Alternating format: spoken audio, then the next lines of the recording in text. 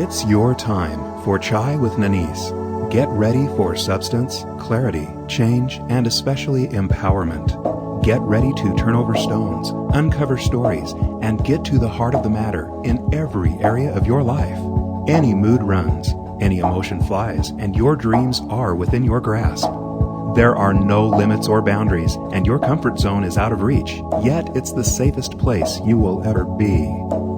Come in, sit down, and have some chai with Nanice. Welcome to Chai with Nanice. I'm Nanice. Today's show I'm really excited about because we're talking about something that you don't hear a lot on the media, and that's sharing. What does it mean to really share? Certainly when we're kids and we go to kindergarten, our teachers say, oh, you need to share with Billy or you need to share with Anne. But what does that really mean when we grow up and we're adults? Is it something that disappears or is it something that takes on a whole new meaning? Today we're going to explore just that. My guest today is Tamara Guterman, and before I introduce her and bring her on, I'd like to read something to you.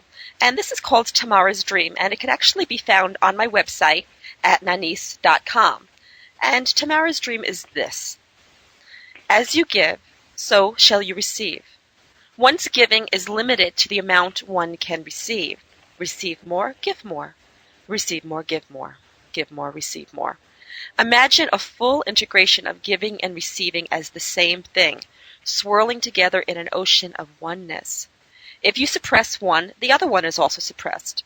If you limit the expression of one in any way, the other is also limited. When you allow both full expression, they exponentially multiply through infinity. In such, they dance together in every way without hesitation, excuse, apology, or separation. Can you hear the music they dance to? As you receive, so shall you give. As you give, so shall you receive. Meditate deeply on this, and deeper still, swimming deeper and deeper into universal truth. As you give, so shall you receive. As you receive, so shall you give. And as we go into the show today, I want you to know that Tamara Guterman is an extraordinary giver and receiver. She's a homeopath and mother of two and has a beautiful life that she has created on this very idea, this concept of giving and receiving. And so, Tamara, welcome to the show. Oh, Nanice, thank you for sharing this time with me. I'm so happy to be thank here. you. Yes, and that's exactly what we're doing. We're sharing the time, and that's something that people talk about, oh, we'll share time, but they don't really think about what that means. What does that mean to you? Well, actually being present and really listening to what you had to say. You're reading Tamara's Dream, and tears formed into my eyes because I was truly present in what you were saying, and I was allowing you to share those beautiful words with me and feeling what you were, not just saying the words, but feeling what was coming behind them and being able to receive that in its purest form. So that's what sharing is to me. So the biggest thing. Words. And what I'm hearing you say is it's presence, that a lot of sharing has to do with presence, because a lot of times we share things, and if we're just even talking about conversation in this context, people talk all the time, all day long, and the other person or they themselves is not really hearing what's being said. Right. They speak over one another. I find myself doing it all the time, absolutely, and just not being completely present in the moment and allowing the sharing to take place and allowing yourself to receive it, take it in, and then share back. Yeah. So there's an element of really attention. Not sharing. Yeah. So it seems like we're putting some definitions on what sharing is and some parameters, and I think that's really, really helpful because it's a concept that people don't think about, and I also think that it's a concept that can absolutely change somebody's life in an instant. Would you agree? Yes, absolutely. And I loved what you were saying about when we think about sharing, we think about children. And so I like how you started the show and used that little analogy about children and, Johnny giving and receiving. And yes. I have a little story, and I'd love to share it if I can Please. take a moment. Please. I have two daughters, and with both of them I did a Mommy and Me or a Parent and Me class. and it's called Research for Infant Educators, and they just use the acronym RIE. And the model is designed such as it's set up to teach the parents how to respect the infant from birth forward. And yeah, it's really beautiful because it's truly about allowing the child to experience life without putting our own judgments and limitations on them. So I was looking at it, and I was thinking about sharing, and what they do in this class is the parents sit in the room, and they sit all the way against the wall around the room, around the children, and the children are in the center. And it starts at like 6 months, and the same children go from 6 months up until 2 years together.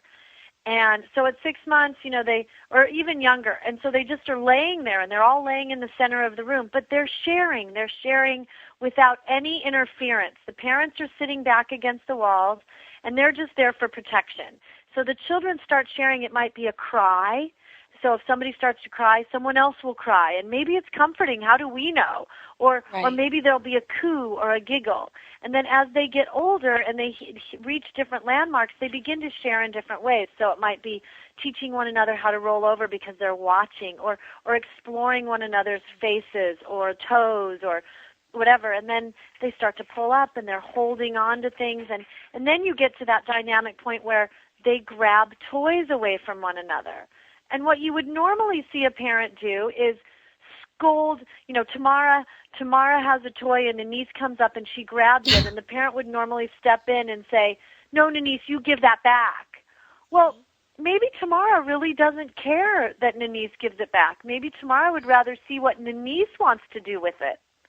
Mm-hmm. And so in RIE, they afford the model teaches the parents to allow the children to have their own opinion on how they felt about the action that took place, and it teaches them how to share on a whole nother level that I feel for many years we have taken that opportunity away from our children.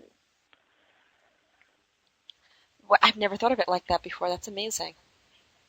So what I'm hearing you say... Yeah. Go ahead. Okay. No, I was just going to say, think about it like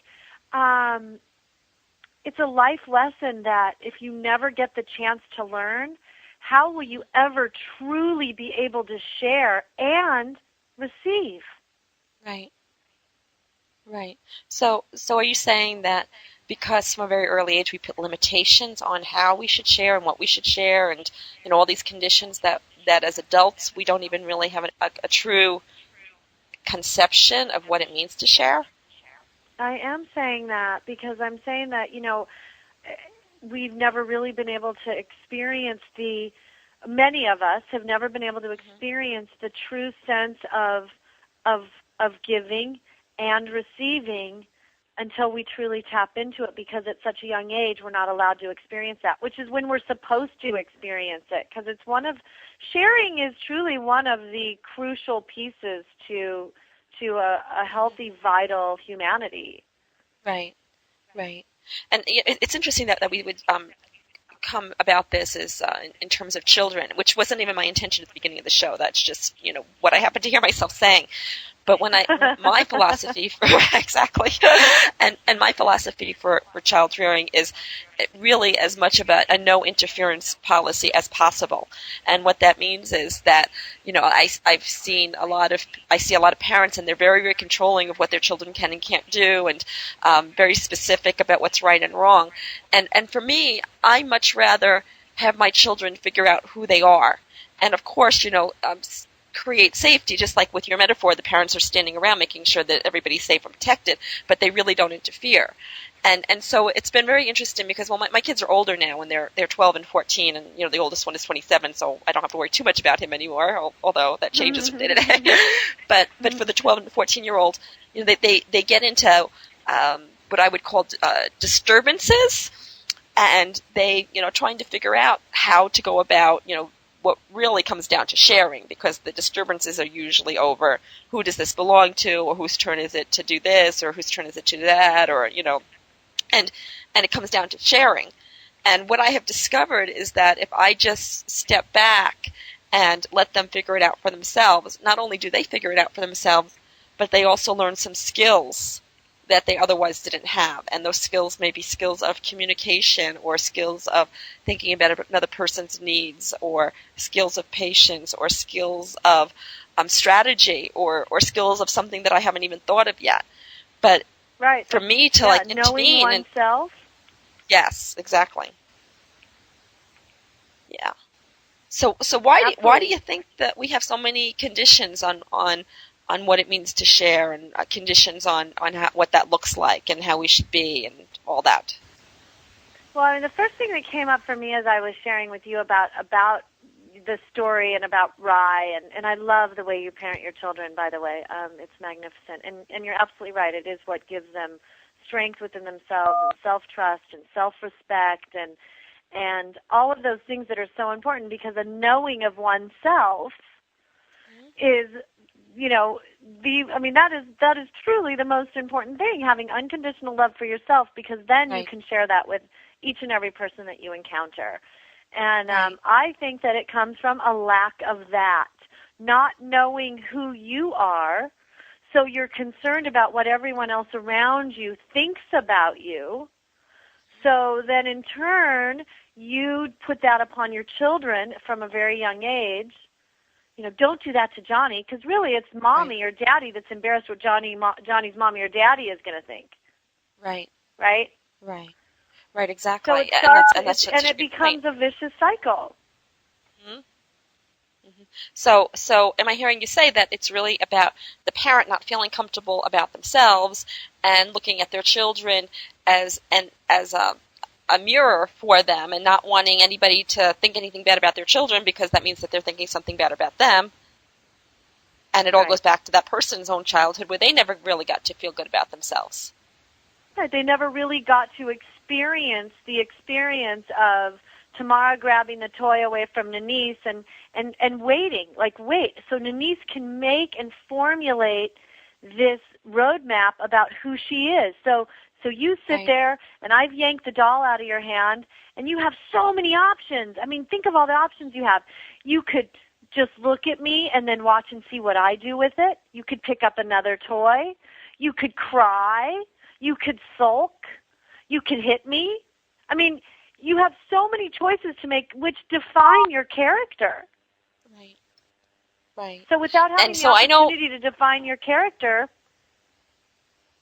So I know a lot of parents are out there thinking, okay, so I know my kid, and my kid would just hit. So if somebody took their toy, they would just hit. Or, that was me when I was a kid, or I was hit. So then what happens? So you're defining your character as somebody who hits and who's aggressive? What would you say to that? Well, I think that I saw it because I have two children, and I went through that program, Rye, and with them, and I saw it. And you know what? Children don't normally hit from when they're taught from a very young age how to share and how to when they're taught when they are allowed to experience themselves. I really didn't see a lot of it in the Rye classes, and there were 12 to 15 kids, but they started out with one another, like I said, from teeny tiny, not even able to roll over, up until 2 or 3, depending on how far we took the class. And once in a while, a kid might push. And there were, maybe one kid hit, but the parents stayed back and they allowed the children to work it out. And those children that left there were not the ones that were hitting, because they had compassion and they knew what their limits were, and they had already formed a sense of self. Because just in those 2 years, they were allowed to explore and be. And they had confidence. They didn't need to hit, because hitting is when you hit, you have exhausted all of your options. Without they haven't tried anything else. You hit out of a frenzy. It's like when you use a bad word. It's because you're frustrated and you're not grounded. Well, these kids are grounded because they were allowed to find out who they were. That is such an exceptional point. Really clearly. I got it. And what I'm hearing you say is that when we see children who hit or act out of aggression, it's because they don't know who they really are, or maybe they're duplicating parents who discipline them in that manner. But when you who put don't children know in who an they environment, yeah, when you put are. children in When an you environment, sorry. okay. We just have this really long lag, so it feels like you've stopped, and then I talk, and then you talk, and so I am apologizing. No, I'm listening. We're sharing the quiet space in between, and well, I think we're saying the same thing because it's when you bring a child up and you're disciplining that child with all these strict conditions, and you're disciplining them with aggressive action. That's what the child learns. But a child who is put into a group where they have all this freedom of expression and they can figure out how to respond and watch how other children how to respond and share in that manner, because really sharing and responding are very much connected and interconnected, then that child gets to make better decisions themselves. And I think that we all have this like a barometer inside of us that tells us what feels right and what feels wrong.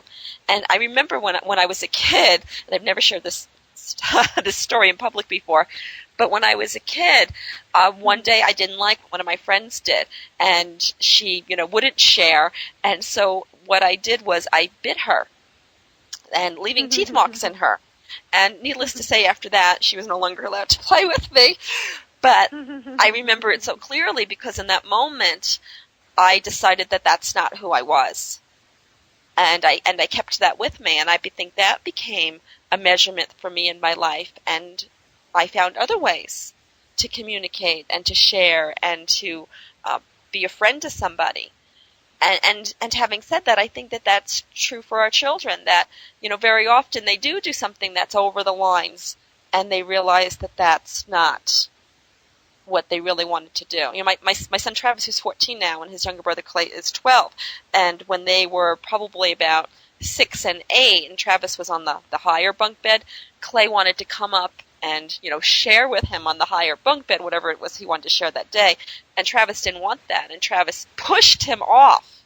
And Clay went flying backwards and got hurt, but not so bad that, there were any stitches or anything involved. But Travis felt so bad about that in that moment Travis decided, that's not who I am, and I will never, ever, ever do anything like that again. And right. I wonder, if I had such strict conditions on them prior to that, if he would not have been able to look within himself to discover that, if he would have been looking for me to tell him it was wrong. But instead he felt inside himself. Yeah. So speaking of sharing, I have a lovely guest here, Željko, that is staying in my home, and we've been sharing time together. He's just getting ready to leave to go back to England, so I'm going to give him a big hug really quickly. And Željko, why don't you put Željko on the phone for just a moment? Okay, that would be magnificent. Željko, yes. I'm on the phone with Nanice. We're doing a radio show, and she would love to have you on for a moment. Hello, Nanice. Hi, Željko. Now you're headed back to the UK. Sorry, yes, we're leaving in the next minute back to our flight for England, yes. Thank you for getting on the show for just a minute. I really appreciate it, and I hope that we do a whole full show another time when you have... I look forward to that too. I can see that will happen. Much love to you, and it's just great to have met you and to continue working with you. And today, Tamara and I are talking about sharing and what it means to really share energy and ideas and conversation. And I would love your 1 minute input into that to share with our listeners. For me, Nanice, sharing is very simple. Is you are true to yourself. You are true to who you are. So there's no effort in you just reside in your being, and your being naturally wants you to share. The higher aspect, the divine, what it wants is for us to express who we are. That's how it comes to know itself. So sharing is that. Wow. Yes. Beautifully said. Thank you, Željko. And I love that you said that it is the highest for you, and I think that is true for me too. Thank you. It has to be true for all of us, without exception. Yes. And we know we're all in different parts of the way, but there's no difference.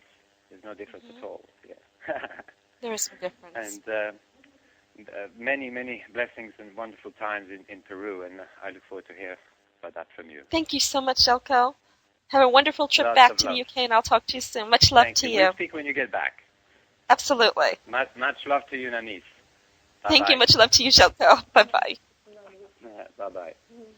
Be safe. So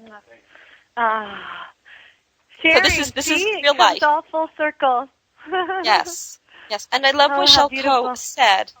And for our listeners, Jelko is an international healer. He is a shaman, and we had the blessing of him coming to California the last few weeks and sharing his gifts and his talents and his healings with us. Tamar, I love what Jelko said about it is who we really are, and it is the highest expression of who we really are. What do you think about that? Well, I think it's exactly what we were just talking about.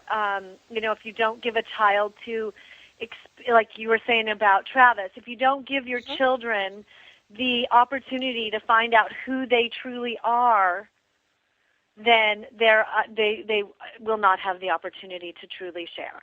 And it's so beautiful that he said that. He has not been here. He just walked in, and it's truly how we started the show and how the whole fabric has been woven to get to that point. So it's a nice confirmation that we're all on the same page. Yeah. And I think that's true. I think that when we get to the heart of who each of us is, who we really are, then that's what comes out. And that it is, Jelko's absolutely right, that it's about finding, discovering, being who you really are, and then you can't help but share because the highest part of us absolutely wants to share, that we don't want to live in a bubble, that we're not in an isolated place inside of ourselves, and that the key is in uncovering and discovering who we are. And as you and I were talking about initially, that it starts in childhood. And having said that, there's a lot of people out there listening that, like you and me, did not get the opportunity to be brought up in an environment where they got to, choose who they really are and figure out who they really are. And so what would you say to them? What would you say to somebody like, yeah, I want to express who I really am, and I want my sharing to come out of that, but how do I do it? Well, I look at myself, and I remember I was told many, many times, and the glare that would come across in my mother's eye, and I was to be seen and never heard. And those were her exact words. Children are to be seen and not heard. I think we have the same mother. I think we're the same person. I think so. Nice to share with you. So I think that it kind of starts there, and then I was thinking about taking it into communication, because if you don't know who you are inside, how can you truly express yourself? Because you don't really have a sense of self. So then communication is completely broken down, and if communication is broken down, then you're even lying to yourself even more about who you are. So you're losing yourself even more. So it just becomes, there's really if there's no sense of self, then gosh, I don't even know how to explain it. Take it from there, because I know you know where I'm going. So the key, what I'm hearing you say and what I'm hearing Jelko saying and what I intend to say, is that the key to sharing is the self. And that if you don't know who you really are, even if you attempt or try to share, it's not that. It's something else. But once you discover who you really are and everything flows out of that self of who you really are, then sharing becomes the most natural, perfect expression of who you really are. Right. And as so you the give, question, you truly receive. Yes. Yeah. Yes, as you give, you truly receive, and as you receive, you truly give. So the question is, how does somebody who has not been in touch with themselves for most of their lives or all their lives finally get in touch with themselves? How can they get in touch with themselves? Right. Right. If that's the key. That is the key. You're right. So going back to, it's a journey for me for sure, and every moment I'm constantly, getting to know myself a little bit better because I've made that choice. Right. So I would just say that it's really truly making a choice to honor myself, to stay present within who I am, take that moment to when something is asked of me or I have an opportunity or there's an emotion or whatever it is, to listen to my intuition, to listen to my gut instinct, Yes. and take a moment before I make my decision. And to do things for me, not for others. So if I'm doing it for me, then it flows out for others and it's true giving. But if I'm only giving to others to make myself feel better, that's not truly giving. It might feel good to a certain extent, but when you really give from just being who you are, it's a whole nother ballgame. Yeah. That was beautifully said, my friend. Oh, Beautifully thank said. Yeah. Yeah. So it's really it's going deep enough inside of ourselves. And so I'm going to speak for myself. For me, I totally agree with everything you said. And it's about going really, really deep within myself and finding out what's true for me. And that might be totally against what the rest of the world is saying. Or it might be in contrary to even what I believed years ago. But the deeper I go and the more I know what's true for myself and the more I'm able to express that in the world, the more I'm naturally giving to the world. And as you said, it's about discovering where your sense of giving is coming from. Is it coming from because I want to, do something for someone else because I, want to feel appreciated or loved? Or is it coming from the sense of this is who I am and I can't do anything else but give? Is that also what I'm hearing you say? Yeah, I think that it actually isn't even giving when it just truly comes from your core of being of who you are. It's not even giving because you're just honoring and yourself. And when you are honoring yourself, life is so fun that you just give. It just happens, right. and the universe and God are so happy that you're so in place with who you are, and the giving is just happening. Then you just receive in abundance. Right. I had a situation happen the other day. It's a natural gift when you have unconditional love for yourself and you're honoring yourself. You just get back. It's just how beautiful God has created it, or the universe, or whoever it is that you believe. Is the magnificent. Yeah, you're right. It's not about giving when it just flows out of you, when you're honoring yourself. And it makes me think of something that happened the other day. I was in a local Starbucks here, and a girl came into the Starbucks, and she was just crying hysterically. Her mother sat down with her, and it's hard not to eavesdrop, especially when somebody's crying, and I do have a tendency to do that anyway. But it became very clear that this girl was going through, something that was very traumatic, and the mother at some point just threw her arms up in the air and left. And immediately upon that happening, the girl started crying even harder, and the girl was about to get up and leave. And everybody was watching. This was a full Starbucks. Without any thought, I immediately jumped up and, went over to the girl and asked her to sit down with me. And we sat down for, maybe a half an hour or 40 minutes, and I just talked with her because I knew she needed help. I knew she needed someone. And after the girl got up and left, and I was still sitting there in Starbucks, this woman came over to me, and the woman said, how did you do that? And I said, what do you mean, how did I do what? And the woman said, I watched what happened, and everybody in the Starbucks thought to themselves, I should go do something. And the woman said that that's what she thought as well. We all thought somebody should help that girl, but nobody moved. You were the only one who jumped up and immediately helped that girl. How did you do that? And I looked at the woman for a second, completely speechless, because I didn't know how to answer. And the only thing that I could say was, how could I not have? How could I not have helped that girl? It was so ingrained in who I am that I had to. It was beyond choice. And that's not to say that everybody else was wrong for not helping the girl. That's not what I'm saying. But for me, that's who I am. I am the one who jumps up to be of service immediately without any thought, and that's who I am. And there was no thought of, oh, should I or shouldn't I, or what does that mean, or, it wasn't about me. Can I step on that really quickly because Please. you bring up a really important point there. So, no, it wasn't about you because I have spirit bumps. Because you know who you are.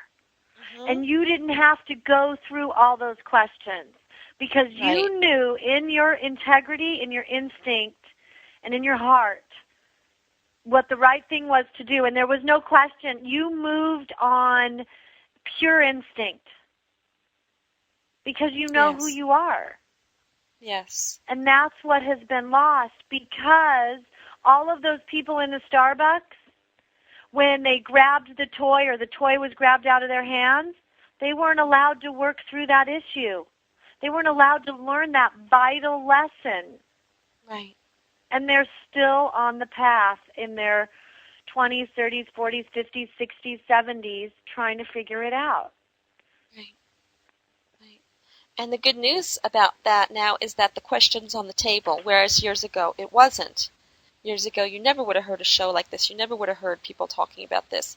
You never would have had the awareness. Even the woman who got up and came over to me and said, "How did you do that?" In some way, she did the very same thing that I did. She did. Did you see that? And you could have said to her, "How did you do that?" I How did. Did you come over to me? I did say that. I exactly said that. And I said, "No one else did, but you did." And she looked at me for a second. And she got it. Yeah, next time she'll jump up. Yes. So I have a daughter who, Quinn, she's 9, she'll be 10 next month. And she, you know Quinny. Anyway, so she is one of those people that when somebody falls and gets hurt, she doesn't run over to them. She stands there and looks. And it's not because she doesn't have compassion, because she's probably one of the most compassionate people I know on the planet. Yes. She has like 4 different dimensions that she has to go through in order to process the motion to get there. I am like you. I have no filters and no ego involved in that. I would just hop on it. Yes. But there has been a time where I had to get to that place. You know, I mean, you do there. I remember when I was a kid, I was more raw and compassionate and like innocently free. And then I shut that down because I was, you know, whatever the reasons. I mean, we could go on and on and on, psychology, whatever. But now I'm back again to just living from within, right? Feeling what's right. And it's a choice. And what's and interesting, it's just honoring yourself. It is an honoring yourself. And if I'm completely honest, that years ago I might have done the same thing, jump up and help somebody, except there was another mechanism at work, and the mechanism was the need to be seen a certain way, appreciated and thought to be, you know, of some, oh, that's a really caring person, that I had that label attached to me. And the same action came out of that, which really wasn't the same action because I was needing something in return. And now when I jump up to act, it's not about what I need in return because all my needs are met. I've met all my needs. It's about truly being of service to another human being, sharing my energy, my gifts, my whatever is required to be shared with that person. That's so beautiful, Nanice. Yeah, and that's the true giving and receiving, and if you put the words giving and receiving together in 100% purity, it is called sharing. I love that. I think we need to rewrite that in Webster's dictionary. I'll put that in my New Age dictionary online. Remind me to do that. Yeah, and the funny thing is I went to Webster's. I'm glad you brought it up, and it was the definitions were so based on kind of like to divide one of equal fractional parts to distribute in shares. Very mechanical, very set up for, you know, almost like business feeling versus where we really look at sharing and where we really learn to share is from the beginning, and it comes from within our organic selves. But in the dictionary, it's not that way at all. It's I mean, it does say to use, participate, and receive to receive equally to take part in, to engage in together. But there's no sense of feeling. Wow. And that's the key. It's the feeling, is it not? I really believe it is. I believe it's that innate listening to your intuition feeling is, the sharing, the giving, and the receiving, because it comes from your divine self. So, Yes. yeah. So it said to divide, distribute in portions. And so I wrote, like sharing lunch, responsibility or joy. So Webster's is saying that it's a whole that gets cut in different pieces. And what we're saying about sharing is that it's a whole that stays whole, and everyone shares from the whole. Yeah. Very different. It's not about the fragmentation, which is interesting that you see it that way or expressed it that way, because the next word in Webster's, and I thought this was funny, was shard, which is a fragment or broken, and they were right next to one another. And I thought that's really interesting that happened. That is interesting. Yes. Yeah. So I know there's probably people out there listening, and they're saying, okay, I've been kind of following you up to this point, but how can people all partake of the whole and the whole is still whole? We're one. Exactly. And then if we go a little bit more esoteric, or a lot more esoteric, if we think of that we are all one. So we're all one, and we're in this great universe or mind of God or whatever you want to call it, and we are completely whole in ourselves, and yet we are still a part of this greater whole, and yet we're whole. So nothing's been divided, nothing's been fragmented, nothing has been cut in half or cut in millions of pieces. Everything still remains whole. And I think that's the point, that when we really get in touch with who we are, there's this sense of wholeness, and there's absolutely no fragmentation. And in fact, if there's fragmentation or feelings of fragmentation, by the way, I believe that when you have any kind of fragmentation, you also have feelings of loss. So even if you have gained something, there's still this sense of loss overall. I know that's a little complicated, and we can get into what that means a little bit more. But overall, what I'm saying is that in an esoteric point of view of the universe, of our lives, of ourselves, that there can only be wholeness. And then when things are fragmented or seem to be fragmented, what that really means is that we're moving away from the center of who we really are.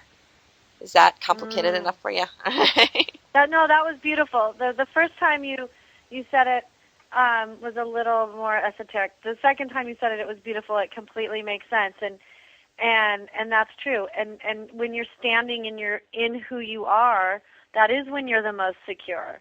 And you look at the word universe, and uni is one. Yes. United, the first three letters, it's one. So united, we think of it as many parts coming together, many pieces, many people, whatever it is, coming together in unity. And it's one. So yeah, all those pieces coming together are one individual, still staying one. Still staying one. That's one. Yeah. So when we take that down to more tangible levels, and we look at something to be shared. So let's look at it like a cake, for example. Right? A cake? So we have a cake. Yes, that's right. I did say a cake. Yum. Yes, I went from the highest, esoteric ideas down to a cake. And so let's say that we have this cake, and we can either sit down and we can eat the whole cake ourselves, or we can share it. So where does that sharing come from? So if that sharing comes from, oh, I feel like I should, I'll be a glutton if I eat the whole cake myself, or it's just the right thing to do to share with other people, so I better invite, my friends, my children, my neighbors over to share the cake, so it's done out of application. What's really happening is a fragmentation, because this person's not really being true to themselves. If, however, the same person sits with this cake and has the option of eating it themselves, or has the option of doing whatever they want with it, if they go deep enough within themselves, they realize, or they may realize, depending on where they are, that the greatest joy they could receive is not from eating the cake themselves, but by enjoying the participation of others to eat the cake with them. And at that point, there's nothing being lost. They're not losing like a part of the cake to someone else. What they're really doing is they're enriching their own experience by sharing in the enjoyment of others in the eating of the cake. And that becomes a situation where the whole grows and there is only one, opposed to, I feel I should do something, I feel I should share the cake, and I share the cake out of obligation, and really I'm feeling I'm losing something because the next day I'm thinking, oh, if only I didn't invite, my sister Molly over to share the cake, then I would have another piece today. That's the fragmentation. Or it's the next day and the same person thinks, oh, what a beautiful experience that was where Molly and, all my other sisters and my kids and my neighbors came over and we all shared the cake. And I will never forget that moment that our energy united and we were sharing because we were one. Right. That's so beautiful. So I'm going to milk this a little bit, no pun intended, Good. Around your cake and milk. Milk is good with cake. And by the way, it is a chocolate layer cake with yellow inside and there's sprinkles on top. So just so you know what my cake is. Yeah. Yum. Okay, so think of this. So you're a little girl and you have that chocolate layer with sprinkled birthday cake sitting in front of you, and you have 4 of your friends and your cousins there. And you're 1 or you're 2 or you're 3, and you have to share that cake. You're being forced to share that special cake because it's the only one you have, and that's just what you do. Because who knows why that's what you do, but that's just what we are all told you do. Well, at 1 or 2 or 3, you really don't know about sharing. And the only way you're really going to learn about sharing is by feeling it, by feeling what it feels like to not have to share. And everybody else gets a different cake and you get your own cake. And then feeling what it feels like to want to share. Right? Yes. So those are all little tiny layers in our cake that, you can have your cake and eat it too, or you can choose not to, but you have to learn those on your own. And when we take those opportunities away from our children at a really young age, then they never have that foundation. Right. That true experience. Right.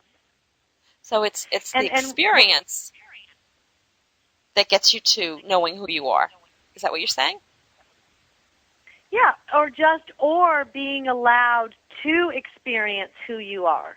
So if you're allowed to experience who you are from the beginning, then you don't have to go through experiences again because you have been afforded that.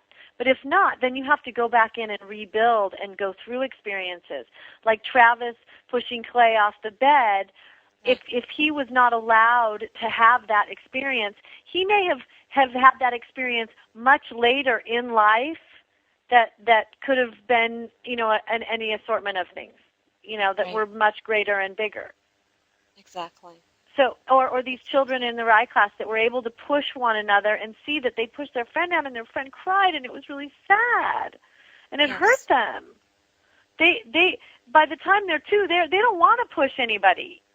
Because they get it. They were so raw and so open and coming from such a real place of who they are. So allowing our children to grow up and find out who they are, and just remain in who they are will change the planet. Yes.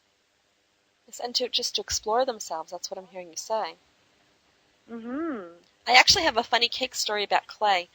It was about his 3rd birthday, and we had this big cake and all his friends. We had a big party and all that.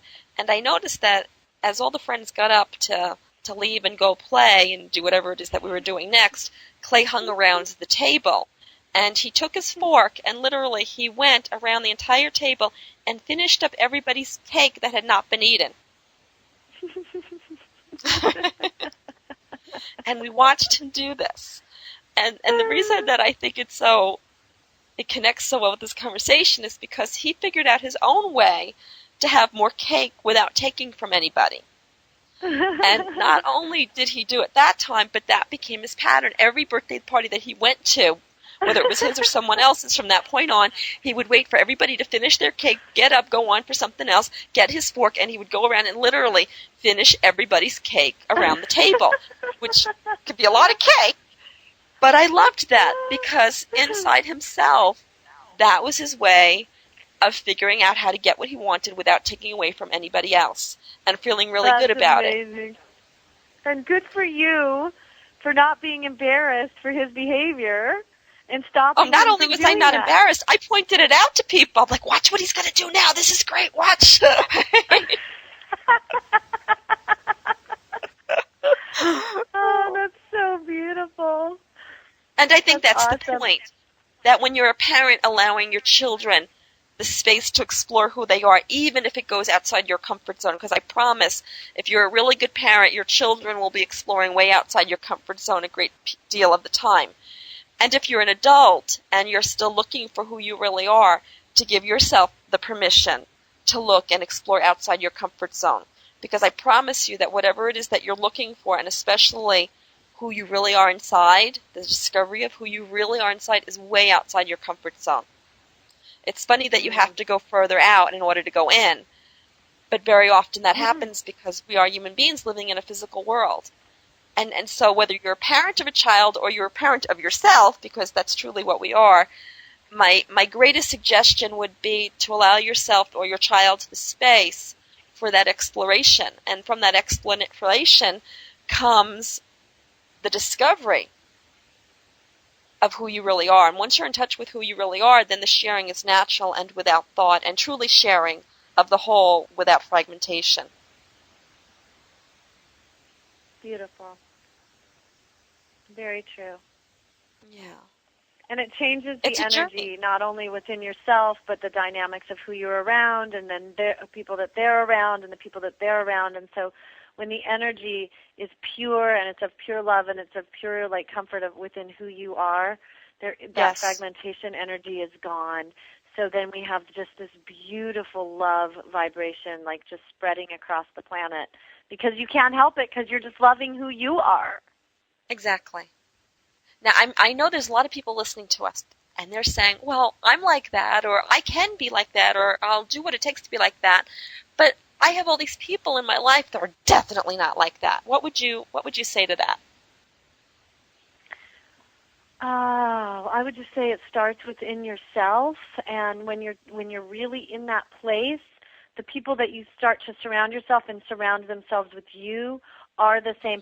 So can I give my honeypot analogy? Yes, please. Do we have time for it? Yeah, we have a couple minutes left. Go ahead.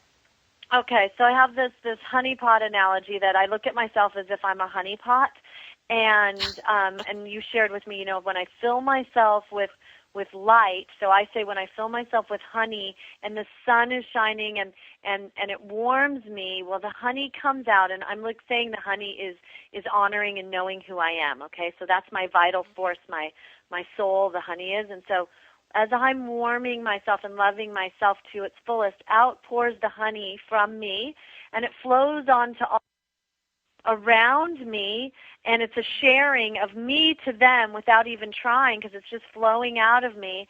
And as they're licking the honey off of themselves, they're learning to love themselves even more, and their honey pots are filling up, and they're starting to overflow, and it just becomes exponential. Yes. And that's what I would suggest. Somebody that's seeking to find out who they are, they just make that choice, and they dig deep, and they just stand in their honor and their integrity, and they love themselves unconditionally. And that's really easy to do when you're sitting in yourself and being present with who you are. And then it just starts to overflow, and then the people around you are the same, and they just can't help it. And if they choose not to change, then that's a choice that you get to make, to be around them or not, how it works for you and what you're able to, if it works for you. That is beautiful. That is a beautiful metaphor. A little sticky, but beautiful. And I think that's the point, that it does stick. that it does stick. When you really start living from that place of overflowing abundance, it does stick to you and everybody else. And everybody around it wants some. Because it feels Yes. so good, and it kind of wakes you up. When you don't have it and you're around somebody that has it, it either scares you to death, which is still a feeling, right? It makes you know you're alive, or you want it. You want it too, because wow, that looks amazing. It feels so good. So it's kind of waking up your inner being. Yes. Yes, and that's what we're talking about. We're talking about waking up your inner being so that you can be who you really are and live the best life possible. Is it not? Yes. Yeah. Tamara, thank you so much for being on the show today. You're awesome. And thanks Oh for my bringing our gosh, special thank you guest for on, sharing. Joko. Thank you for sharing. Have an awesome day, I my love friend. you. I And love you you as well. too. Thanks. Mm. Mwah. So, if you're ready to change your life and you're starting to think about what does that mean for me in the things that I do and the things that I say, the true key is going inside and discovering who you really are. Discovering the honey, the richness, the thickness that lies within you, that lies within every single one of us. And the more you uncover and discover who you really are, the more you begin to overflow with love and abundance and giving. And when that happens, it doesn't even feel like giving anymore. It simply feels like being who you really are, expressing who you really are. And as that overflows to others and they receive it without any expectation that you need anything in return, because you don't, then suddenly you begin to see them growing. You begin to see their honey multiplying inside themselves and overflowing to others. And in that way, we get to make a difference. You get to make a difference in your life. And it all starts with who you really are. So today, as we end the show, I invite you to look deeper within yourself and get more in touch with who you really are. And as you do, to allow that sharing, that giving, and yes, receiving from others as well, to ignite your fire, ignite your flame, and set your life in the direction that you have always dreamed possible. If you would like to get in touch with Tamara, please contact me through my website at nanice.com, www.nanice.com, or nanice@nanice.com is my email address, and I'll be sure to get you in contact with her. Tamara is an amazing homeopathic healer, an expert on receiving and giving, sharing, and just one of the most extraordinary human beings that I have ever known. She's also the neighborhood witch doctor, so if you need any special remedies, she's the one to contact. I also like to remind you to check on my website for new happenings, free articles, free books, free songs, all of the inspirational nature. And coming soon, I will be starting a boot camp on kick-butting or kick-starting your life. And it will be on take5moment.com. It will be extraordinary. It will be a 10-week program that you can follow along, and each week will give you opportunities to make huge and significant changes in your life. So don't miss that. That will be updated on my website this coming week, and it is called Boot Camp for Your Life with Nanice at take5moment.com. So as I end today, have an amazing, amazing journey. I will actually be in Peru for the next couple of weeks, and as you're listening to the show, I'm actually in Peru right now, I would imagine. But I'll be thinking of you, sending you lots of light and love from one of the miraculous places of this world, Machu Picchu, and have an extraordinary journey till I see you next, till I talk with you next. You have been listening to Chai with Nanice. I'm Nanice. Bye for now. Thank you for having Chai with Nanice. Please go to www.nanice.com for great free stuff that will empower you to live your best possible life. Free books, articles, shows, meditation audios, and so much more at nanice.com. That's NANICE.com. Nanice's books are also available in all major bookstores and Amazon. Check out The Infinite Power of You, Even Gandhi Got Hungry and Buddha Got Mad, Zest Point, Lip Prints, and many others by Nanice Ellis. To find out about one-on-one coaching and how Nanice can personally coach you to experience your best life possible, please email mybestlife@nanice.com.